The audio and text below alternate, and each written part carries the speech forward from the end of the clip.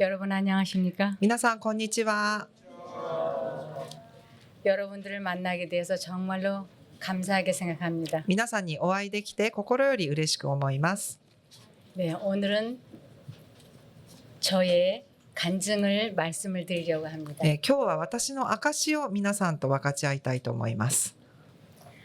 저에게는 인간의 힘으로는 끊을 수 없는 저주를 받은 유전이 있었습니다. 私には人間の力では切ることのできない呪いの遺伝がありました。 저는 3남매의 가운데였습니다. 私は3人兄弟のうちの真ん中です。 오빠가 한 분, 여동생이 하나였습니다. 兄が一人いて、私、そして妹がいます。 저희 3남매는 명절 때면 온 가족이 모여서 어머니와 함께 대화를 나누는 것이 명절을 보내는 것이었습니다. 正月になりますと、私たちは3人兄弟が集まり、母と一緒に時間を過ごしました。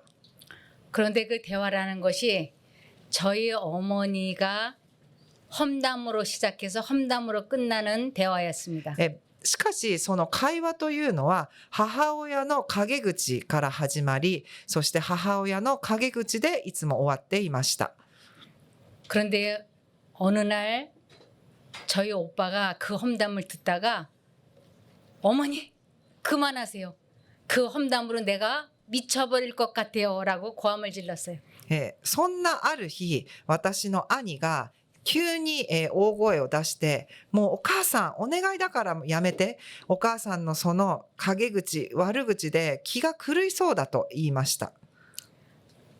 그 말은 제가 하고 싶었던 것을 오빠가 대신 해준 것이었습니다. それは私が思っていたことを兄が代わりに言ってくれたのです。 어렸을 때부터 우리 3남매는 어머니의 그 험담하는 모습과 남의 일을 충고하고 간섭하는 모습을 보고 자랐습니다. 私は幼い頃から母親のその人の陰口、悪口、そして人に忠告をする、そのような姿を見て育ちました。 그것으로 인해 우리 3남매는 꼭 어머니처럼 되었습니다. その影響によって私たち3人兄弟は母親に似ました。 저는 어머니처럼 되지 않겠다고 굳게 결심을 하고 노력을 했지만 어머니와 똑같아졌습니다. 私は母親のようにはなりたくないと思っていましたけれども、気づけば母親のようになっていました。 그것은 정말 제가 원하지 않았던 저주받은 유전이었습니다. それは私の望んでいなかった呪われた遺伝でした。 저희 어머니에게서 제게서 아들에게로 아들에게서 손자로 넘어갔습니다. 私の母親から私に、私から息子に、そして息子から孫にと遺伝されました。 어머니를 꼭 닮은 오빠와 40년을 살았던 올케가 진절머리를 내며 오빠와 이혼을 했습니다. 母親に似た兄と40年一緒に暮らした義理の姉がもう耐えられないと言って、結婚生活40年後離婚しました。 여동생도 마찬가지로 이혼했습니다. 妹も同じく離婚をしました。 저희 어머니는 침례를 받고 교인이 되셨지만 성품의 변화는 전혀 없었습니다. 私の母はバプテスマは受けたんですけれども、品性の変化は全くありませんでした。 저희 어머니가 저에 대한 험담은 제 여동생과 오빠와 올케에게 했습니다. 私の悪いところ、欠点を私の妹、私の兄に言いました。 여동생에 대한 험담은 또 우리 오빠와 저에게 했습니다. そして妹の悪いところは私と兄にしました。 오빠와 올케에 대한 험담은 제 동생과 저에게 했습니다. そして兄と義理の兄の悪いところは私と妹に言いました。 이러한 일로 동기간의 우애는 산산이 다 깨어졌습니다. このようなことで私たちの兄弟の中はバラバラになってしまいました。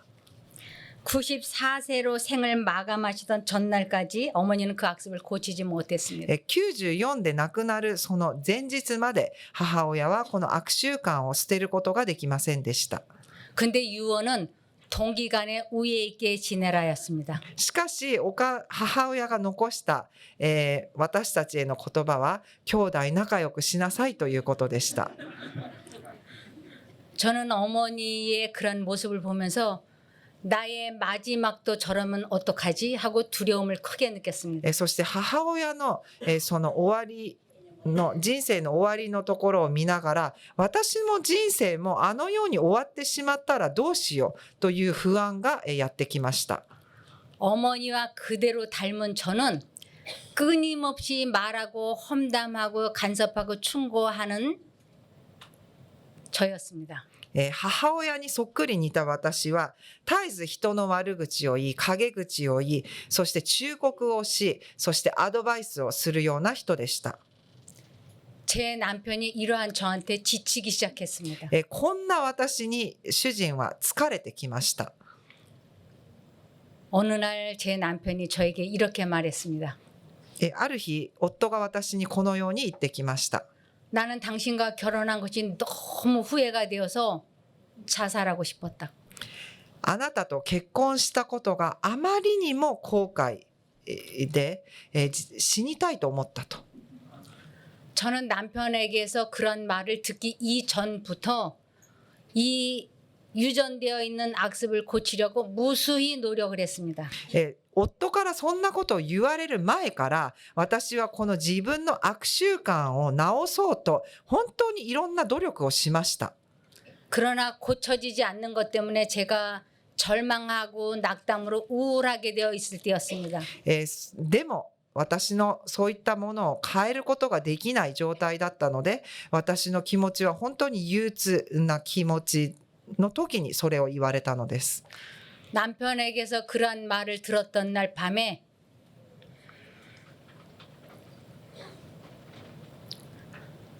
저는 아무도 없는 빈 방에서 통곡하며 울었습니다. 夫からそのようなことを言われたその日、その夜、誰もいない部屋で私は泣きました。 무어라 표현할 수 없는 아주 깊은 슬픔이 울음이 되어서 터져 나왔습니다. 言葉には言い表すことのできない悲しみ、そういったものが涙として出てきました。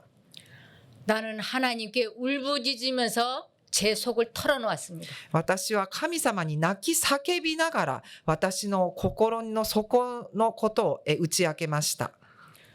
하나님, 저는 이렇게 살고 싶지 않았어요. 제 마음을 하나님도 아시잖아요. 그런데 아무것도 내 힘으로는 안 되고 있어요. 어떻게 하면 좋습니까? 답을 가르쳐 주세요. 하고 울었습니다. 神様、私はこんな人生送りたくありませんでした。私はいろいろしましたけれども何も変わりませんでした。私の心を神様は誰よりもご存知です。どうぞ私に答えを教えてくださいとお祈りしました。 그때 제 마음속에 아주 번개처럼 스치고 지나가는 생각이 있었어요. その時に私の頭を横切った考えがありました。 하나님을 잊어버리면 안 돼. 神様を忘れてはいけないということです。 언제나 하나님을 생각해야 돼. いつも神様を思い出しなさい。 그때 정신이 번쩍 들었습니다. その時ハッとさせられました。 맞아. 나는 하나님을 믿는다고 살았지만 하루 종일 하나님을 생각해 보지 않고 살았어. 私は神様を信じると言いながら生きてきたけれども、一日中神様のことを考えずに生きてきたと思いました。 이것이 바로 저주받은 유전을 끊지 못하는 이유였습니다. これが私がこの呪われた習慣を断ち切ることができなかった理由でした。 그렇다면 하나님과 지속적으로 관계를 맺을 수 있는 방법이 없을까 하고 고민하기 시작했습니다. では神様と絶えず関係を保ち歩む方法は何なんだろうと思いました。 그런데 이런 글귀가 말씀에 있었습니다. このような箇所が御言葉にはありました。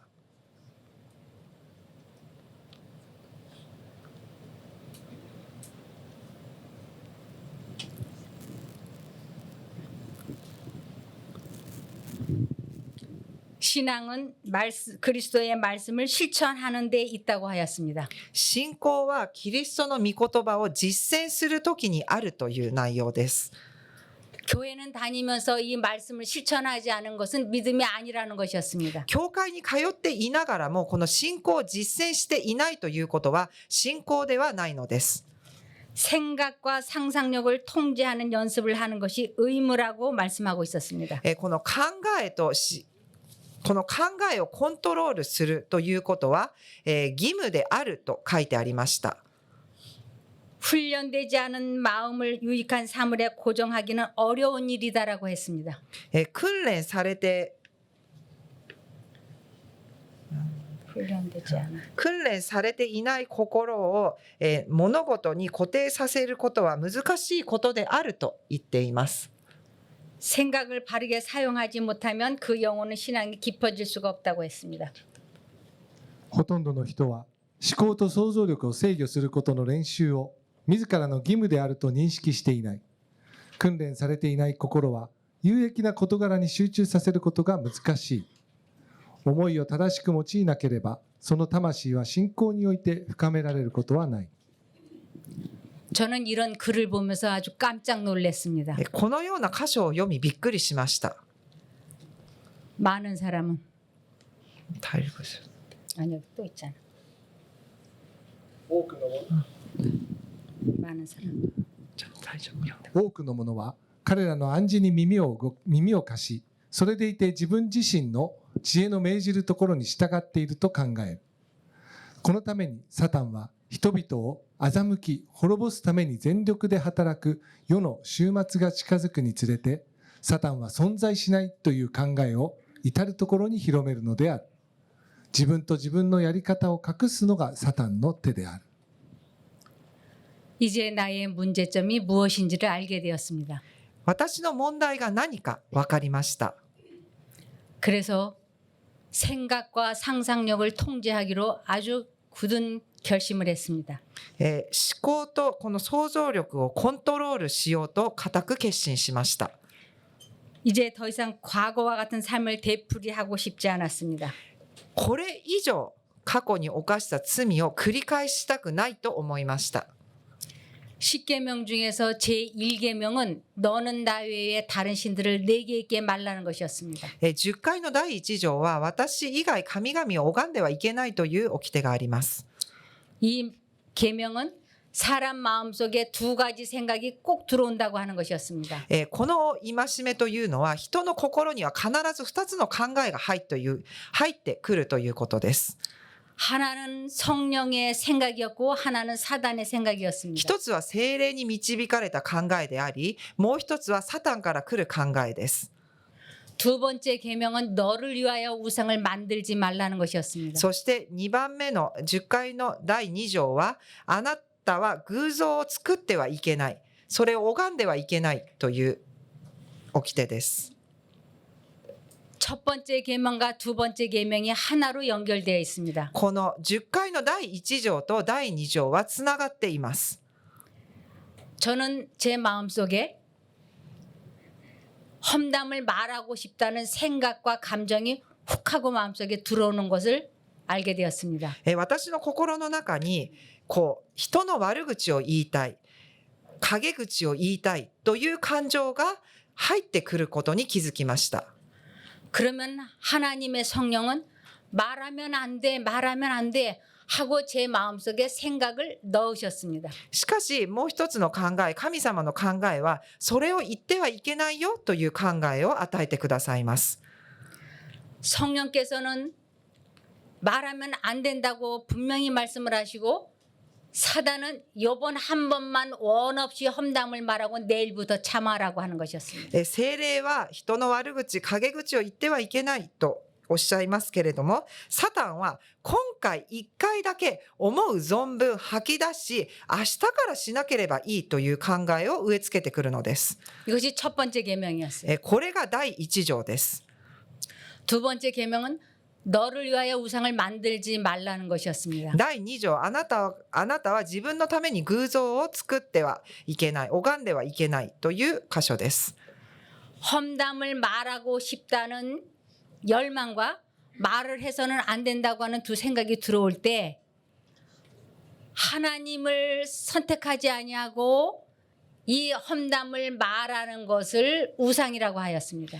この陰口、悪口を言いたいという欲が入ってきたときに、そうしてはいけないという考えも入ってきます。この2つの考えが入ってきたときに、この悪口を言う、陰口を言うということを選ぶということは、偶像礼拝することなのだと理解しました。 술을 마시면 안 돼 하는 생각이 들어오는데 이번 한 번만 술을 마시고 내일부터 마시지 말자. 그래서 술을 마시면 술이 우상이 되는 것이었습니다. お酒を飲んではいけないよ。もう一つの心は、今回1回だけ飲んで明日から飲まなければいい。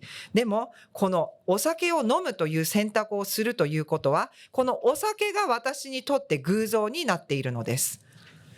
남편과 싸우면 안 돼. 그런데 남편과 싸우고 싶은 감정이 훅 하고 들어왔습니다. 夫と喧嘩してはいけない。でも喧嘩したい気持ちが入ってきます。 하나님의 음성을 무시하고 남편과 싸우는 것이 그 감정이 나에게 우상이 되는 것이었습니다. 神様のそういった言葉、そういった声に聞き従わず、それを無視し、夫と喧嘩するということは、私の感情が偶像になっていたのです。 세 번째 계명은 하나님의 이름을 망령되이 부르지 말라 죄 없다 하지 아니하리라였습니다. 3番目の戒めは、神の名をみだりに唱えてはいけないと書いてあります。 이 계명은 하나님을 믿는다고 하면서 하나님의 자녀라고 하면서 하나님의 품성이 아닌 사단의 품성을 드러내지 말라고 하는 뜻이었습니다. この掟というのは、神様を信じていると言いながら、神様を知っていると言いながら、神様の品性ではない品性を表していることです。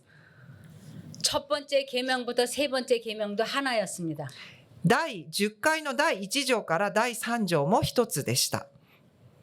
첫 번째 계명이 무슨 뜻인지 모르고 두 번째 계명도 무슨 뜻인지 몰랐기 때문에 저는 하나님을 믿는다고 하면서 사단의 품성을 드러내고 살았습니다. この10回の第1条、そして第2条を理解していなかったので、私はこの第3条、神様の品性を表さず、サタンの品性を表していい、この戒めを犯していたのです。 그래서 내 생각이 맞다, 내 생각이 옳다라고 하면서 나는 내 맘대로 살았습니다. 私の考えが正しい、私が正しいと思いながら、自分が思うままに生きていました。 이것은 하나님을 믿는 것이 아니었습니다. これは神様を信じるということではありませんでした。 네 번째 계명은 안식일을 기억하여 거룩히 지키라는 것이었습니다.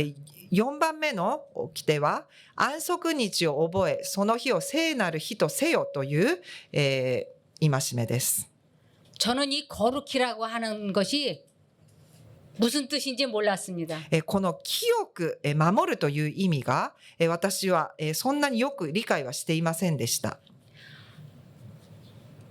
안식일은 두 가지 생각이 들어올 때 사단의 생각, 자아를 포기하고 하나님과 연결되는 것을 거룩해진다고 하였습니다. 安息日はサタンが植え付けてくる考え、すなわち自我を捨て、自我を屈服させ、神様とつながること、それが聖なることなんだということです。 그래서 하나님과 가장 밀접하게 하나님께 몰두되는 날이 안식일이었어요. なので神様と一番近い関係を持ち、神様に集中し没頭する日が安息日でありました。 그런데 저는 안식일에 테레비 안 보고 물건 사지 않고 장사 안 하고 그러면 안식일을 지킨 줄로 알았습니다. でもしかし私は安息日を守るということがテレビを見ず、買い物をせず、そして仕事をしない。それが安息日を清く守ることだと理解していました。 그런 것도 물론 해당 사항이 됩니다. もちろん安息日にそういうことはしてはいけません。 그런데 머릿속은 하나님과 분리되어 있는 상태였습니다. しかし私の心、頭は神様と離れている状態でした。 그래서 하나님께서는 하나님께 내가 마음을 몰입하는데 방해가 되는 것은 아무것도 하지 말라 그랬습니다. 神様は私たちに神様に没頭する、集中するのに邪魔するようなものは何もしてはいけないとおっしゃっているのです。 그렇게 될 때 참된 안식, 평화를 누릴 수 있게 됩니다. そうした時に真の平安、真の安息日を守ることができます。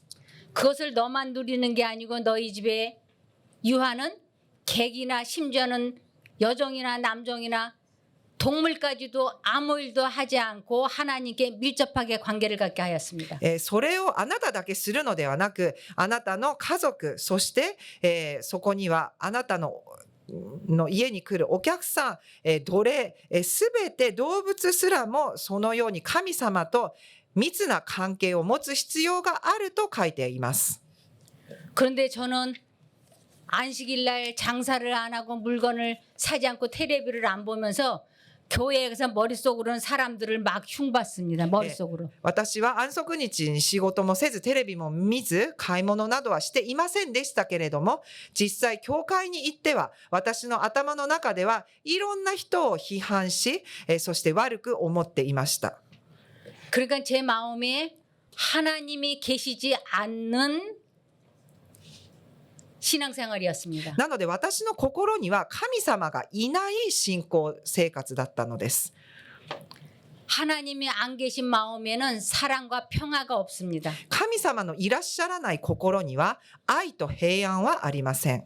그래서 첫 번째 계명부터 네 번째 계명은 하나로 연결되어 있습니다. そして10回の第1条から第4条は一つにつながっています。 그래서 하나님과 제가 연결이 되면 이 마음에 사랑과 평화와 안식이 있습니다. 神様と私が正しくつながっていれば、私たちの心には愛と平安が与えられるのです。 그렇게 될 때 비로소 5번째부터 10번째 계명이 저절로 지켜지는 것이었습니다. そのようになった時に、10回の第5条から 10条までが自然と守れるようになるのです。 그래서 하나님과 제가 연결이 되면 제일 먼저 부모님을 공경하게 됩니다. 神様と私が一番最初つながってできることは親を敬うことです。 그러면서 상대방에 대한 악한 감정을 갖지 않게 됩니다. そして相手に対する悪い気持ち、そういうものを持たなくなります。 그러면서 부도덕한 행동을 하지 않게 됩니다. そして道徳的に良くないそういった行動をしないのです。 하나님과 내가 연결이 될 때만 거짓말을 하지 않을 수 있습니다. 神様とつながった時のみ私は嘘をつきません。 도둑질을 하지 않을 수 있습니다. 盗みをしません。 내 마음에서 이기심이 사라집니다. 私の心の中で自分中心的な考えが取り除かれます。 근데 제 마음속에 하나님과 분리되어 있기 때문에 저는 사람들에게 악한 감정을 항상 가지고 있었습니다. でも私は神様との関係が切り離されていたので、私は人々に対して常に悪い感情を持っていました。 그래서 안식일날 교회 가가지고 마음속으로 이 사람도 저 사람도 제가 욕했습니다. なので安息日教会に行っては心の中であの人の欠点を見、この人の欠点を見、この人を悪く思い、あの人を悪く思いました。 이러한 제가 마음에 가득한 것이 입 밖으로 쏟아져 나오기 시작했습니다. このような私が心にあったものが口から出るようになりました。 마음에 가득한 것이 남의 결점이고 남의 약점이기 때문에 말할 수 있는 동기가 주어지면 이것을 절제할 수가 없어서 막 터져 나왔습니다. 心を満たしていたのが相手に対対する欠点、弱点だったので、そういった機会が与えられれば、そういった人たちの欠点や弱点を話しました。そしてそれを節制することができませんでした。 이러한 저주받은 유전이 나에게 있기 때문에 이것이 인간의 힘으로는 불가능했습니다. こういった呪われた遺伝が私の私はこういった呪われた遺伝子を持っていたので、私の力ではどうすることもできませんでした。 하나님의 능력으로만이 저의 이 저주받은 유전을 끊을 수 있다고 성경에 나와 있었습니다. 神様の力のみこの呪われた遺伝を変えることができると聖書には書いてあります。 베드로전서 1장 18절입니다. ペテロへの第一の手紙です。あなた方のよく知っている通り、あなた方が先祖伝来の空疎な生活からあがない出されたのは、銀や金のような朽ちるものによったのではなく、 이 세상의 금이나 은이나 그 어떠한 것으로도 저의 유전을 악습을 고쳐주지 않았습니다. この世にある金銀どういったものであっても私のこの遺伝そして悪習慣を断ち切るのに助けにはなりませんでした。 방법은 한 가지였습니다. 方法は一つでした。 시편 25편 15절이었습니다. 詩編の御言葉です。私の目は常に主に向かっている。主は私の足を網から取り出されるからである。詩編25の15。 쉬지 말고 기도를 해야 했습니다. 絶えず祈らなければなりませんでした。 쉬지 말고 기도한다고 하는 것은 끊임없이 예수를 부르는 것이었습니다. 絶えず祈りなさいということは絶えずイエス様を呼び求めることです。 예수라고 하는 이름 뜻 자체가 자기 백성을 저희 죄에서 건져준다라는 뜻이었습니다. イエス様という名前の意味は私たちの民を罪の中から救い出してくださるという意味が含まれています。 그래서 충동적으로 즉흥적으로 험담의 말이 터져 나오려고 할 때 예수님 하고 부르면 입이 다물어졌습니다. 衝動的にこの人の悪口、人の弱点を言いそうになった時にイエス様というふうに呼んだ時にそれを言わずに済みました。 그런데 예수님을 잊어버리면 충동적으로 즉흥적으로 터져 나오는 말을 절대로 멈출 수가 없었어요. でもイエス様を忘れてはこのように衝動的に出てくるこのような言葉を止める道はありませんでした。 저는 말이 하고 싶다라고 하는 생각이 들어오면 감정까지 같이 들어옵니다. 私は話したいという考えが入ってくると、そういった話したいという感情までも一緒に入ってきます。 그런데 하나님께서는 분명하게 저한테 이렇게 말씀하셨습니다. 말하면 안 돼. 말하고 나면 또 후회하고 오늘 저녁에 울게 될 거야. しかし神様ははっきりと私の両親に語りかけてくださいます。話してはいけない。それを話したら今日絶対に後悔をし、部屋で泣くことになるよ。 저는 낮에 말실수를 수없이 많이 하고 저녁이면 하나님 앞에 무릎 꿇고 앉아서 많이 울었습니다. 私は日中本当に言ってはいけないことをたくさん言い、失敗をし、そして夜になると涙を流しながら神様にお祈りをしていました。 말이 많으면 허물을 면하기 어렵다고 분명히 성경에는 잠언에 말씀하고 있습니다. 聖書箴言には言葉が多くではいけないというふうにはっきりと書いてあります。 그래서 결심을 했습니다. 私は決心し、また決心しました。 이제는 절대로 과거와 같은 삶을 살지 않겠다고. もう過去のような人生は送りたくない。 그래서 끊임없이 기도하기 시작했습니다. 絶えず祈ることにしました。そして絶えず祈りました。 하나님과 사단은 사람 마음속에 생각을 주입을 시킵니다. 神様とサタンは人間の心に考えを与えます。 하나님 저 좀 도와주세요. 하고 하나님께 도움을 요청하지 않는 것은 사단을 섬기기로 선택한 것이 됩니다. 神様は私のことを助けてくださいというふうに助けを求めないということは、サタンを選んでいるというふうに言っているのと同じです。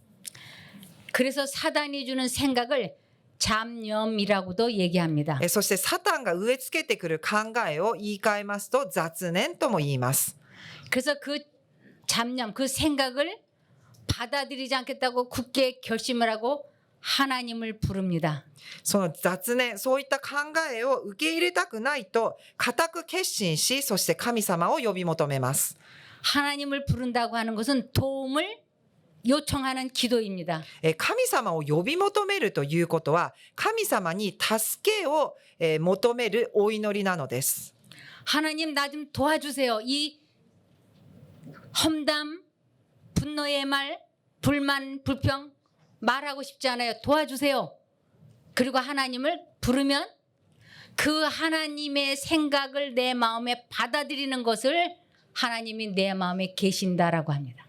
神様、助けてください。もう私、不平、不満、人の悪口、こういったことを言いたくありません。そして、神様を呼び求め、神様が私の心に内住したとき、神様を受け入れたというふうに言います。 그래서 가룟 유다의 마음에 예수를 팔고 싶은 생각을 마귀가 넣었다고 되어 있습니다. ユダの心にイエス様を売りたいという気持ちをサタンが植え付けたと聖書には書いてあります。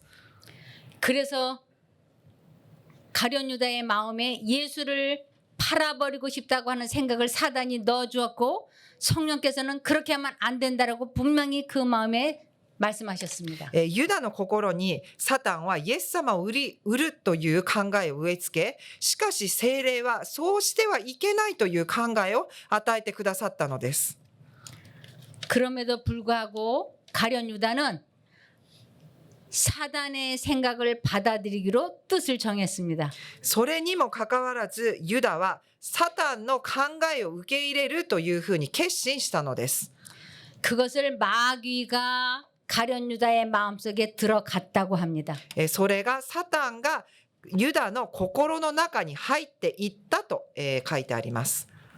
그래서 우리 마음에 두 가지 생각이 들어올 때 사단의 생각을 포기하고 하나님을 선택하는 것을 자아 굴복했다라고 합니다. このように2つの考えが入ってきたときにサタンの考えを諦め捨て神様の考えを選ぶ、これを自我を捨てた、自我を屈服したと言います。 예수님도 사단이 넣어주는 생각을 절대로 받아들이지 않았습니다. イエス様もサタンから来る考えを決して受け入れませんでした。 그래서 예수님도 언제나 하나님을 받아들였습니다. イエス様は常に神様を受け入れました。 그래서 예수님께서는 아버지가 내 안에 내가 아버지 안에 있다라고 말씀하셨습니다. イエス様は神様が私の心の内に、私は神様の心の内にいると言ったのです。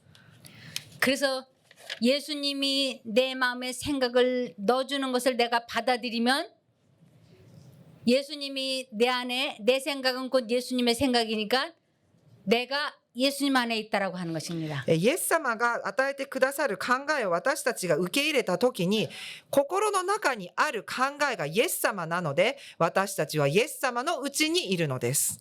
그래서 예수의 생각을 내가 선택하는 것을 너희 안에 이 마음을 품으라 곧 그리스도 예수의 마음이니라 그랬습니다. イエス様の考えを選択し、選び、そしてその心を受け入れるということは、あなた方はこの心を持ちなさい。イエス・キリストの心を持ちなさい。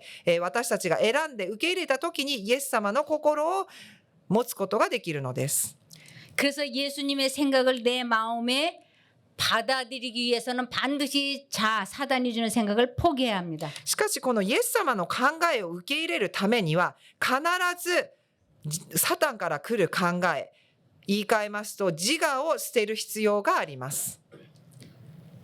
자아가 죽고 예수를 내 마음에 모시는 것 이것을 믿음으로 말미암는 의라고 합니다. 自我が死に、自我を捨て、イエス様を心の中に受け入れること。これが信仰による義です。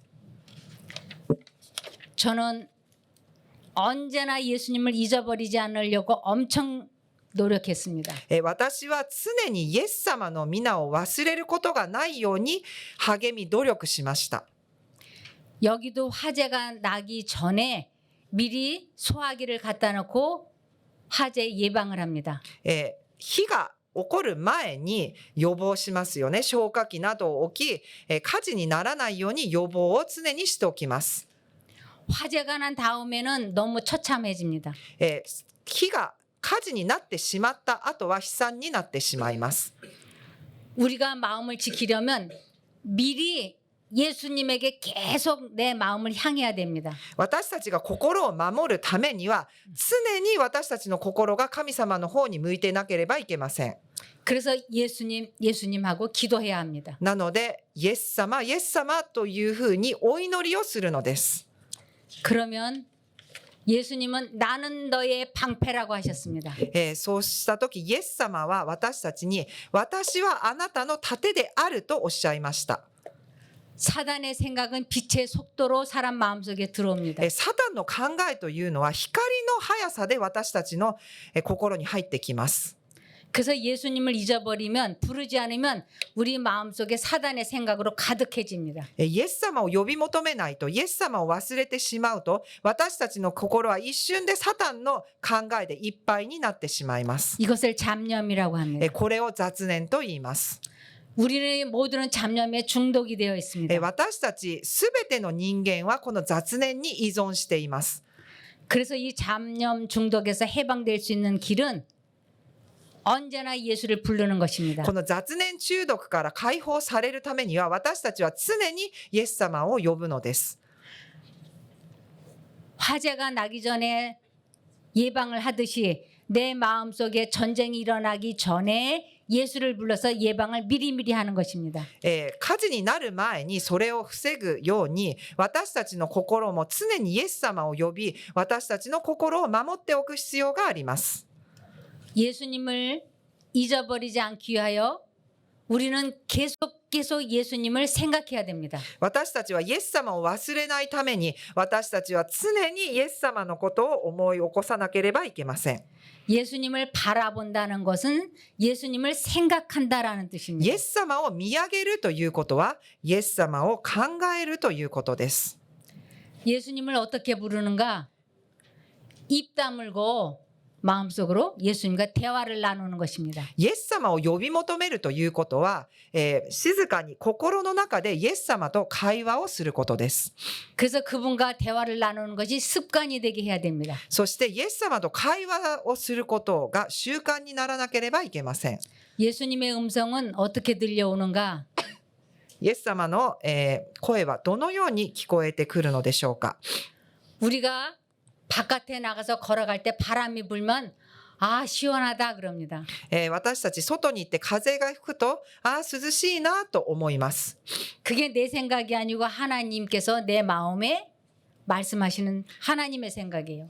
それは私の考えではなく神様が私に与えてくださっている神様の考えなのです。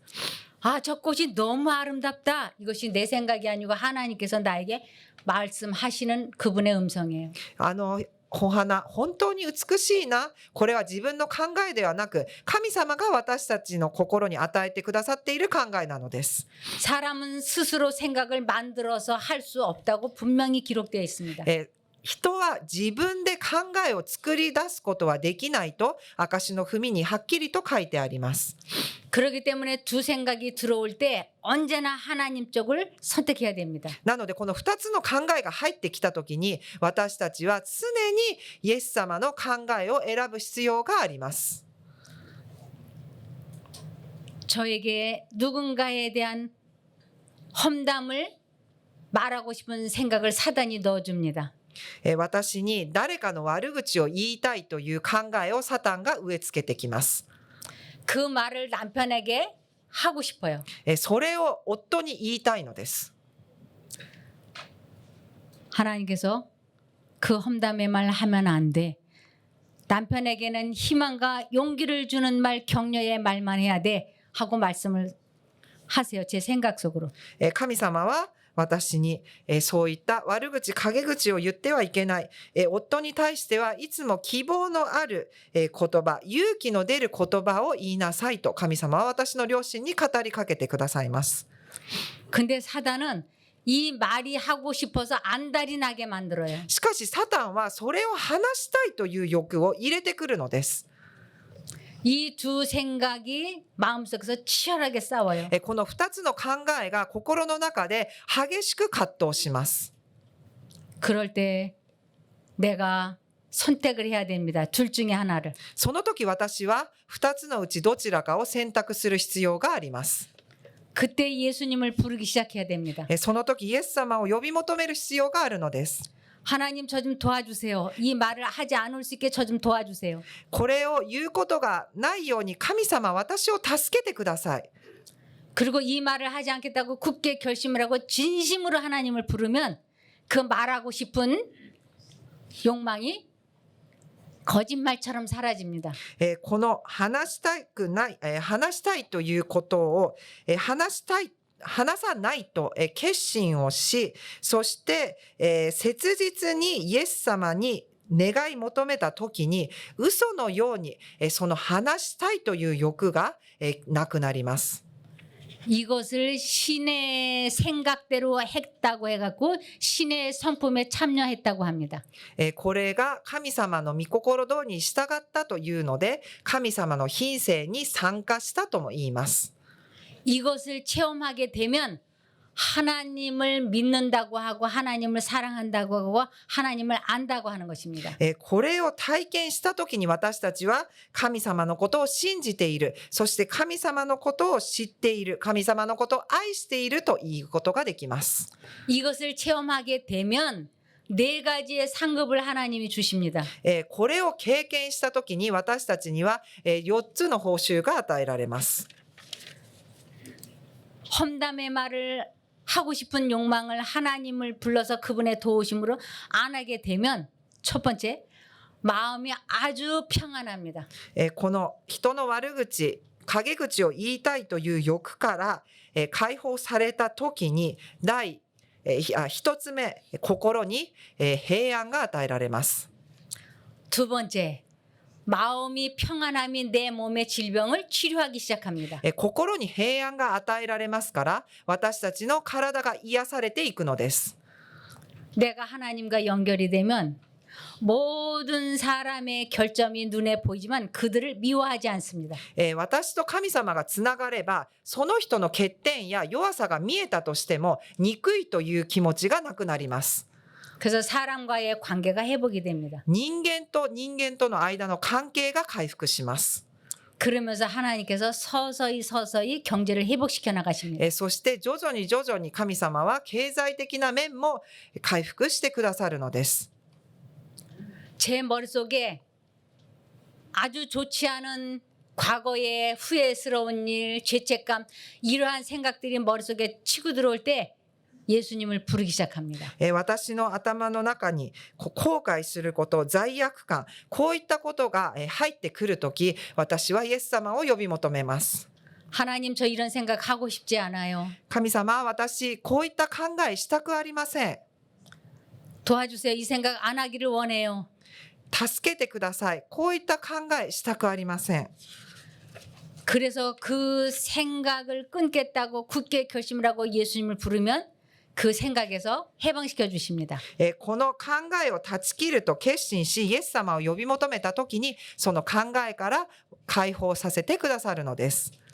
이것을 반복할 때 생각을 통제시킬 수 있고 상상력을 통제시킬 수 있는 힘을 소유하게 됩니다. これを繰り返すことによって、この考え、想像をコントロールできる力が与えられるのです。 이것을 계속 날마다 매 순간마다 합니다. これを毎日毎瞬間していきます。 그러므로 여기에 아무 사람도 나의 품성의 결점을 고칠 수 없다고 말하지 못하게 하라. いかなる人もあなたに自分の欠品性の欠点を直すことはできないと言わせてはならない。もしそのように思うなら、あなたは確かに永遠の命を得ることはできないであろう。その不可能とは、まさにあなた自身の意志にある。あなたが従おうとしなければ勝利することはできない。本当に困難なことは、清められていない堕落した心から、また神の支配に服従しようとしない心から生じるのである。 네. 우리는 빌립보서 4장 13절에 내게 능력 주시는 자 안에서 모든 것을 할 수 있다고 하나님이 약속해 주셨습니다. ピリピ人への手紙にはこのように書いてあります。私を強くしてくださる方によって何でも何事でもすることができる。ピリピ4の13。 그러므로 우리는 모든 것을 다 해낼 수 있습니다. なので私たちはすべてのことをすることができるのです。 그대의 독특한 결점. あなた自身の特有の欠点を克服するために、主に特別の恵みを求めなさい。誘惑の攻撃を受けるとき、悪しき衝動に断固として抵抗し、心にこう言いなさい。私はどうして私の贖い主に恥をかかせることができようか。私は自分自身をキリストに捧げた。サタンの技を行うことはできない。 우리가 마음을 바꾸는 것, 생각을 바꾸는 것, 이것이 하나님께로 돌아오는 것입니다. 私たちの心を変えること、私たちの考えを変えるということは、イエス様のもとに戻るということです。 하나님께 돌아가고 싶은데 어떻게 돌아가는가? 그건 지금 품고 있는 그 생각을 버리는 것입니다. 神様のもとに戻りたい。ではどのようにすれば神様のもとに戻ることができるのか。それは今抱いている考えを捨てることです。 그래서 생각을 바꾼다는 건, 마음을 바꾼다는 건 다른 말로 본성이 기질이 바뀐다라는 것입니다. この考えを変えること、この心を変えるということは、この自分の気質、本質を変えるということになります。 사람들은 천성은 안 바뀌어, 본성은 안 바뀌어라고 말합니다. 先天的なものは変わらないと人々は言います。 하나님은 전지전능하신 분이십니다. 神様は全能の神様です。 우리의 본성이 바뀝니다. 私たちの本質的なものが変わります。 인간의 본성을 바꿀 수 있는 분, 人間の本性を変えることのできるお方。私たちの力では罪から抜け出すことは不可能である。私たちの心は弱く、自分でそれを変えることはできない。汚れたものの中から清いものを出すことができようか。一人もできない。呼び記14の4。肉の思いは神に適するものであって、神の律法に従わず、また従うこともできない。ローマ8の7。 하나님의 생각과 사단의 생각이 마음속에 들어올 때 사단의 생각을 포기하고 하나님 쪽을 선택하게 될 때 우리의 본성은 그때 바뀌는 것입니다. サタンと神様の考えが入ってきたときに、サタンの考えを諦め、神様の考えを選択したときに、その時私たちの本質的なこの品性は変わっていきます。 그래서 저는 그 저주받은 험담을 말하는 그 유전의 고리를 끊기 시작했습니다. 私はこの呪われた人の悪口を言う、陰口を言う、この習慣、この鎖を少しずつ切り離すことを経験していきました。 저는 지금 제가 완전하다, 성화되었다고 말할 수 없습니다. 私は今は完璧だ、もう成果したとなどは決して言うことはできません。 저는 제가 죽을 때까지 이 싸움을 해야 됩니다. 私が死ぬその日までこの戦いは続きます。 왜냐하면 사단이 계속 저에게 생각을 넣을 것이기 때문입니다. なぜならばサタンは常にその考えを私に植え付けてくるからです。 저는 하나님을 믿고 20년 동안 한 사람도 전도하지 못했습니다. 私は信仰生活を始め20年間一人も教会に導くことはできませんでした。 그런데 제가 험한 험담을 말하고 싶을 때마다 예수님을 불러서 험담을 안 하게 된 경험을 가지고 전도하기 시작했습니다. この悪口、陰口を言いたいという時に神様を呼び求め勝利した経験を伝え始めました。 제가 오빠에게 저의 경험담을 이야기했습니다. 私が兄に私の経験したことを伝えました。 저희 오빠가 귀 기울여 들었습니다. 耳を傾けて私のことを兄は聞いてくれました。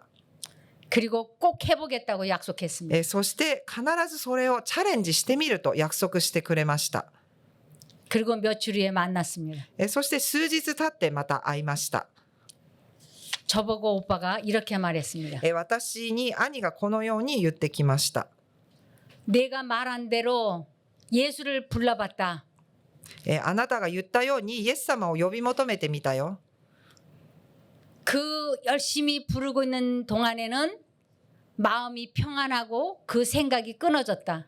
そして一生懸命イエス様を呼んでいる間は心に平安が与えられ、人の悪口を言わなくても済んだ。 그런데 자꾸 기도하는 거를 예수를 잊어버리게 되더라. でもすぐお祈りをすること、イエス様を呼び求めることを忘れてしまう。 그러나 앞으로 내가 계속 해볼 거다라고 얘기했습니다. でも私は諦めず、これからもそれをやり続けると兄は言いました。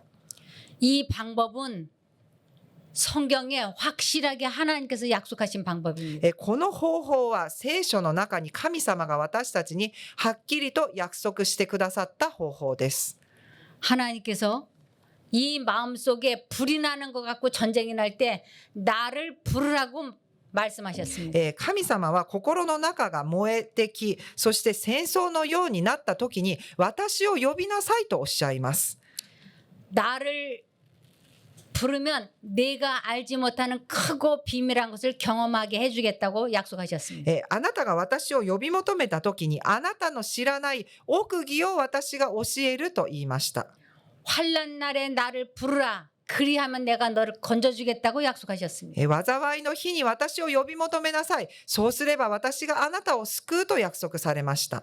누구든지 주 예수의 이름을 부르는 자는 구원을 받으리라고 약속하셨습니다. 誰であってもイエス様の皆を呼び求めた人たちは救われると約束してくださいます。 그래서 예수를 잊어버리지 않기 위하여 저는 세 가지를 하고 있습니다. なので私はイエス様のことを忘れないためにこの3つのことを実践しています。 하나님을 부르다가 시간이 나면 성경 말씀을 읽고 암송하기 시작합니다. 神様を呼び求め、そしてまた時間があるときは聖書を読み暗唱聖句をします。 그리고 수시로 찬양을 합니다. そして絶えず賛美をします。 이것을 부찬기라고 합니다. これを韓国語でプッチャンギって言うんですけれども、賛美、暗唱聖句、呼び求めるっていう頭文字を取ってプッチャンギって韓国語では言います。 저희 가족은 이렇게를 잘합니다. 私たちの家族はこの親指をよく立てるこの仕草をします。 저희 가족은 이것은 왕 예수를 상징합니다. この親指を立てることは王であるイエス様を示しています。 예수를 잊지 마세요. これはイエス様を忘れないでください。 그래서 우리 가족들이 예수님을 잊어버리고 있을 때 제가 이렇게 합니다. そして私たちの家族がイエス様を忘れようとするときに私はこうします。 제가 예수님을 잊어버리고 입에서 헛소리가 나올 때 제 남편이 저에게 이렇게 합니다. そして私がイエス様を忘れて不必要なことを話し始めると私の夫が私を見てします。 우리 모두 언제나 어디서나 어느 때나 私たち 기억하시기 바랍니다. いつどこにいたとしても忘れないようにしたいと思います。 우리 꼭 천국에 같이 가기를 바라며 간증을 마치겠습니다. 私たちここにいる皆さんと一緒に天国に行けることを願い、私の証を終わりにしたいと思います。 감사합니다. ありがとうございます。